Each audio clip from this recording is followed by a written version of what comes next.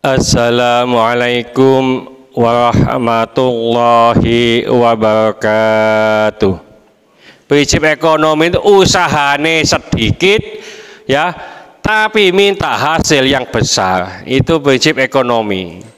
Nah, begitu juga kalau kita lempar ke agama, ke ibadah, itu bisa. Orang yang bisa mengetapkan kegiatan ekonomi dengan baik, maka orang ini pasti punya ilmu. Contoh ngapunten, ya, kalau ada dua orang A dan B sama-sama jual jas hujan, Pak. Sing situ gak duwe ilmu, ya, ketiga panas-panas kemarau jas hujannya dijual. Dicuentelo dipajang, ndak laku. Yang satu punya ilmu, orang ini butuh jas hujan, ketika musim kemarau hujan dipajang, laku. Karena apa? Satu punya ilmu, satu nggak punya ilmu. Dua-duanya jual jas hujan sama, tapi yang satu mendapatkan keuntungan yang banyak, yang satu ini mungkin saja tidak dapat keuntungan. Begitu juga ibadah. Ibadah itu yang punya ilmu sama tidak punya ilmu jauh bedanya. Ini nanti kita kupas sedikit aja secara umum, secara khusus. Artinya lingkup besar, lingkup kecil, prinsip ekonomi pasti tetap dipakai. Begitu juga nanti dalam hal ibadah, baik itu lingkup besar maupun lingkup kecil, prinsip ekonomi ini bisa dipakai. Tapi sebelumnya ngapunten, orang yang beribadah sedikit tapi minta pahala yang besar, apakah boleh? Boleh, kalau tahu ilmunya. Ya, sama-sama menjual jas hujan, tapi yang satu punya ilmu, satu tidak punya ilmu, beda hasilnya. Ya, kita oncei satu persatu, Pak, ngapunten. Terima kasih. Kita dari rumah sampai ke masjid itu aja. Jadi kita ekonomi mikro lah. Kegiatan kita dari rumah ke masjid yang kita lakukan tiap hari ini. Satu punya ilmu, satu tidak punya ilmu, pahalanya beda. Coba begini. Mulai kita mau wudhu, kita masuk kamar mandi. Yang punya ilmu ini kaki kiri dulu masuk kamar mandi dengan berdoa, Allahumma inni a'udzubika minal khubuthi wal khaba'ith. Ya, saya berlindung ya kepadamu ya Allah dari setan laki-laki dan setan perempuan. Ya, nah ini saja satu hal kecil kalau dilakukan sudah dapat pahala. Yang satunya masuk kamar mandi tok tidak dapat apa-apa. Lalu setelah di sana keluar kaki kanan dengan doa Alhamdulillahilladzi adhaba anil adha wa afani. Ustadz, doanya nggak hafal, nggak pakai doa. Kalau keluar kamar mandi ini kaki kanan mendapat pahala, nggak pakai doa, apalagi pakai doa.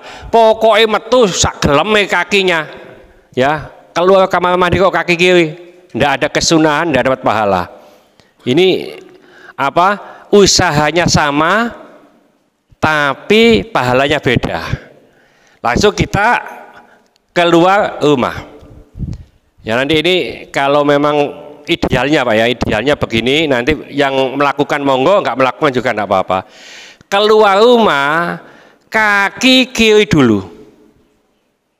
Nah, si kaki kanan monggo, tapi kaki kiri dapat pahala. Ya, terus diupayakan salam. Kalau ada keluarga di dalam, assalamualaikum, keluar. Kalau tidak ada keluarga di dalam, assalamu alaina wa ala ibadillah sholihin. Ya, jadi itu salamnya. Keluar, tutup pintu pagar, doa. Apa doanya, Pak? Bismillahi tawakkaltu ala Allah wala haula wala quwata illa billahil alil azim. Bismillahi, ya, dengan menyebut nama Allah. Tawakkaltu ala Allah, saya menyerahkan, saya tawakal kepada Allah. Ya, la haula wala quwata illa billah. Ini hadisnya, barang siapa yang keluar rumah dengan membaca doa ini, maka rumahnya dijaga malaikat. Dalam redaksi hadis itu disebutkan antar jin itu ngomong, jin yang satu bilang ke temannya, nggak usah ganggu rumah itu, karena rumah itu sudah dijaga oleh malaikat. Jadi kita sudah bebas, Pak. Ya, lalu pergi ke masjid. Ya, pergi ke masjid itu kaki satunya melangkah, dosa kita diampuni. Kaki satunya melangkah, derajat kita dinaikkan. Jadi kalau yang lebih jauh maka ampunannya semakin banyak, ya, derajatnya semakin tinggi. Yang lebih jauh, ini Pak Imam, mau gak melaku kok sepedahan nih.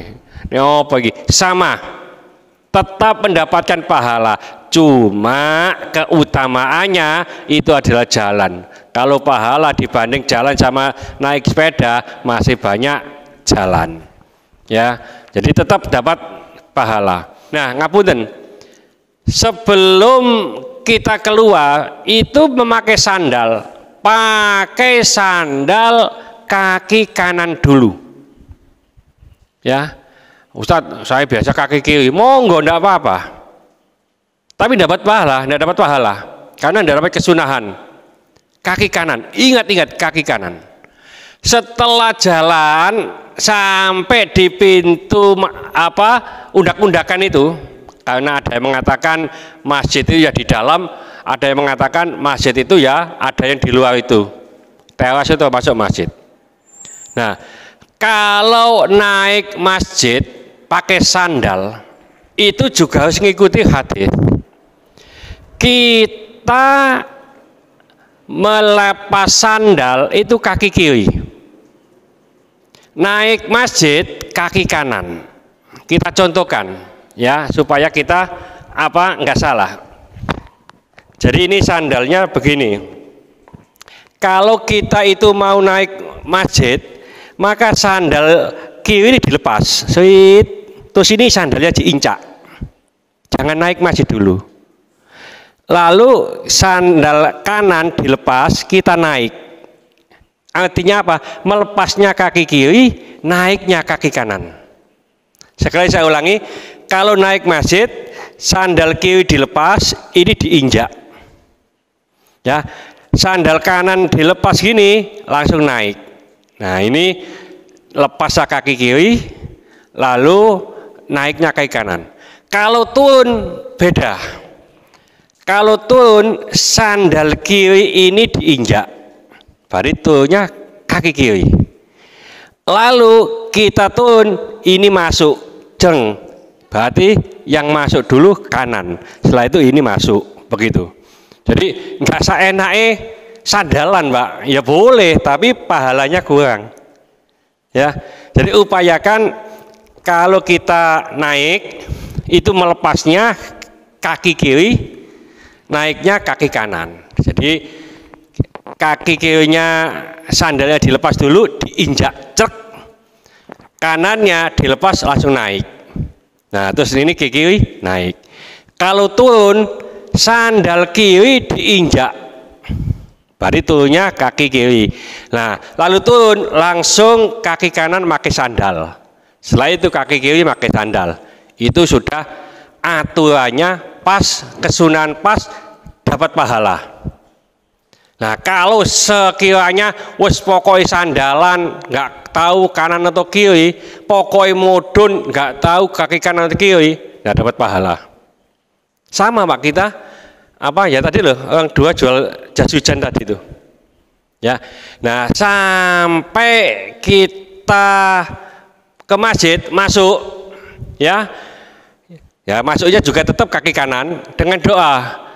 Allahumma ghfirli dunubi waftahli abwaaba rahmatik. Ya. Jadi ini masuk. Setelah masuk jangan lupa sholat tahiyat masjid. Ya, sholat tahiyat masjid. Sering saya sampaikan, ini kemarin di-share oleh Pak Audi, kalau masuk terus sholat ke sunnah itu ambil sutoh. Sutoh itu penghalang Pak, yaitu kalau bisa di tembok ini, dinding. Nah itu ada sutoh di sana.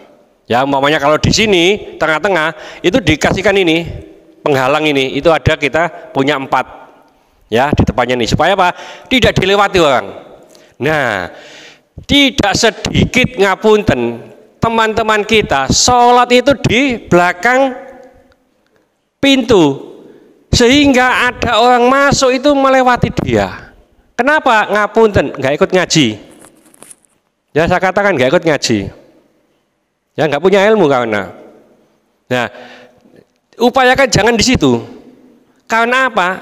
Dalam hadis sahih disebutkan orang yang lewat di depan orang sholat bahayanya sangat besar. Kalau dia tahu bahayanya, dia menunggu sampai menunggu 40 tahun berani. Ya, oleh karena itu kalau sholat langsung ambil ke depan aja, sholat sunnah supaya tidak dilewati orang. Nah, baik di mana? Sini atau sana?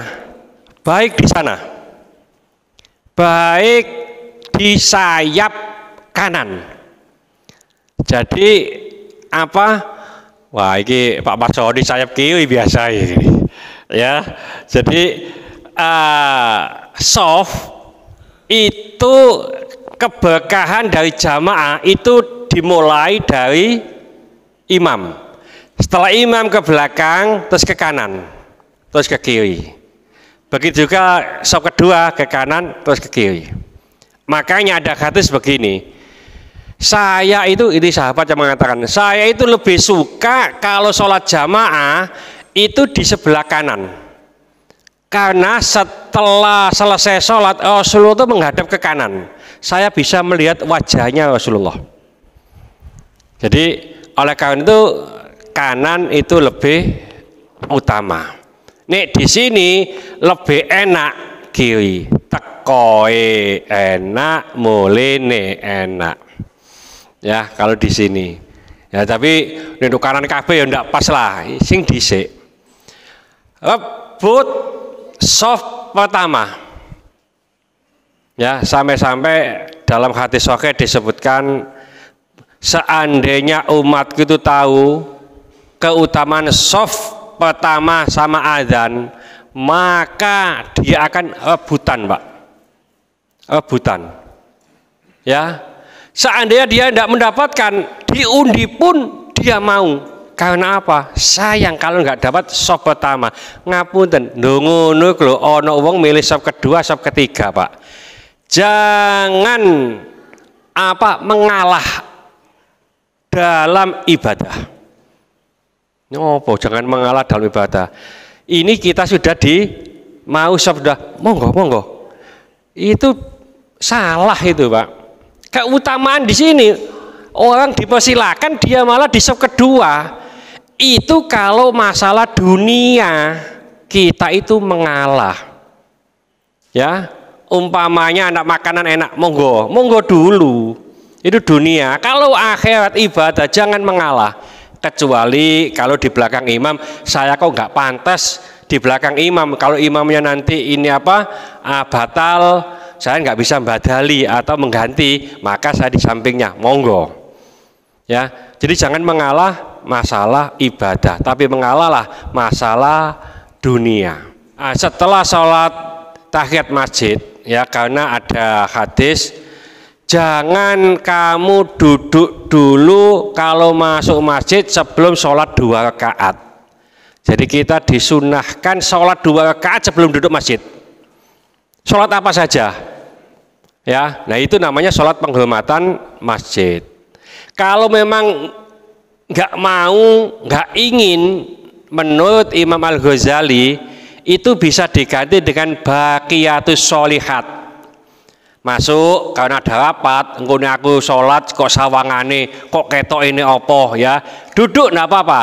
Dengan membaca baqiyatus sholihat, subhanallah walhamdulillah wala ilaha illallah allahu akbar la haula wala quwata illa billahil azim 3 kali kalau punya wudu. Kalau nggak punya wudu 4 kali.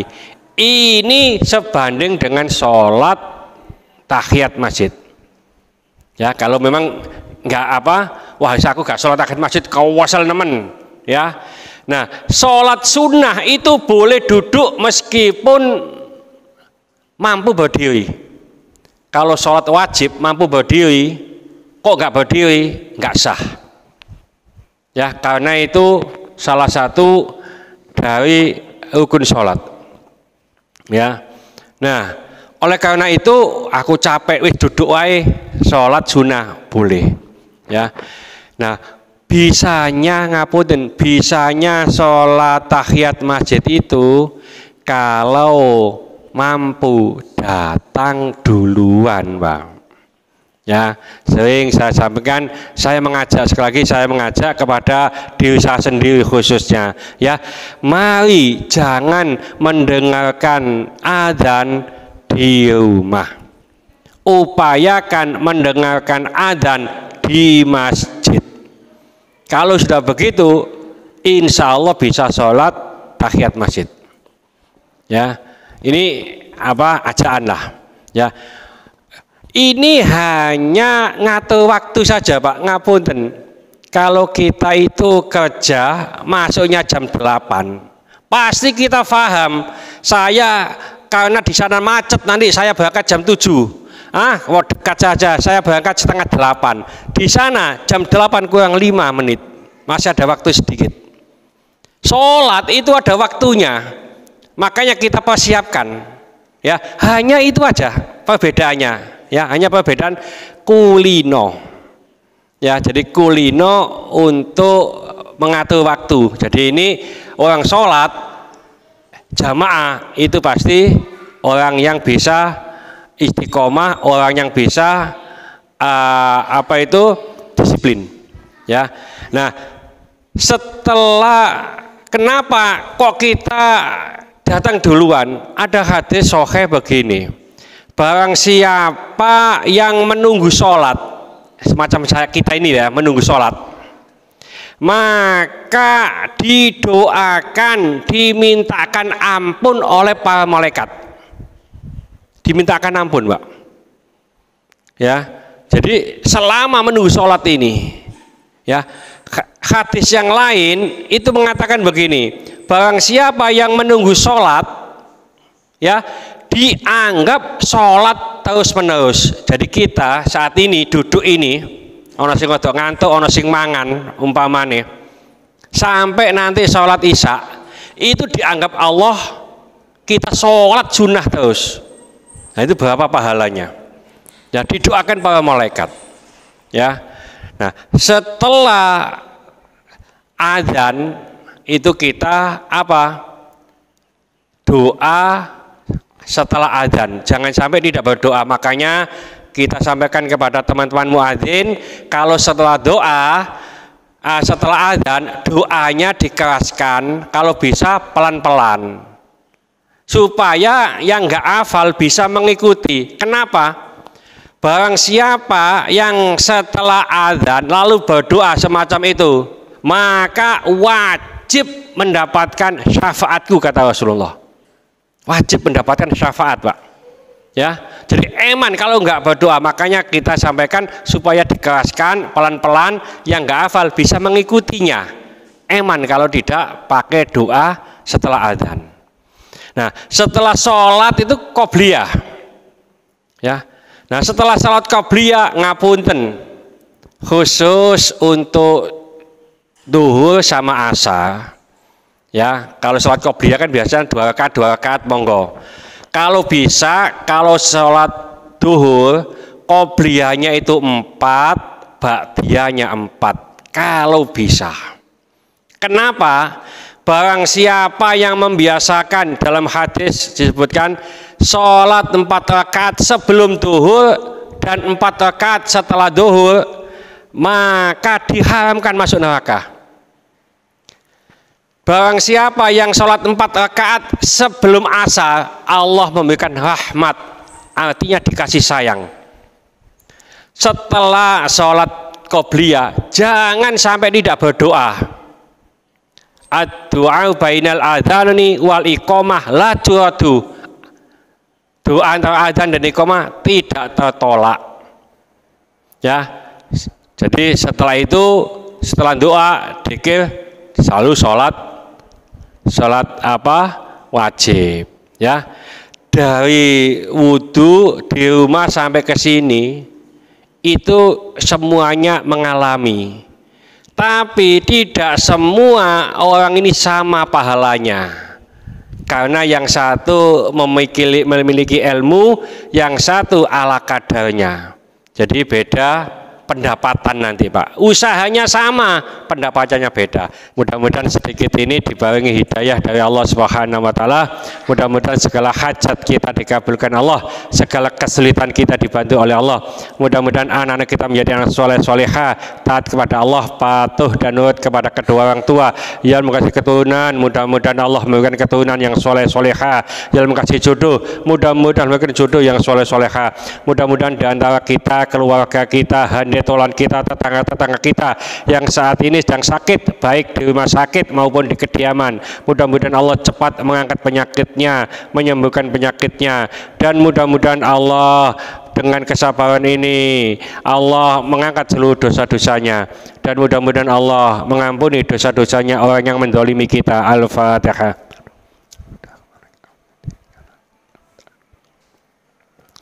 Bismillahirrahmanirrahim. Wal 'asri innal insana lafi khusrin illa alladziina aamanu wa 'amilus sholihati wa tawassaw bil haqqi wa tawassaw bis sabr. Subhanakallahumma bihamdika asyhadu an la ilaha illa anta astaghfiruka wa atubu ilaik.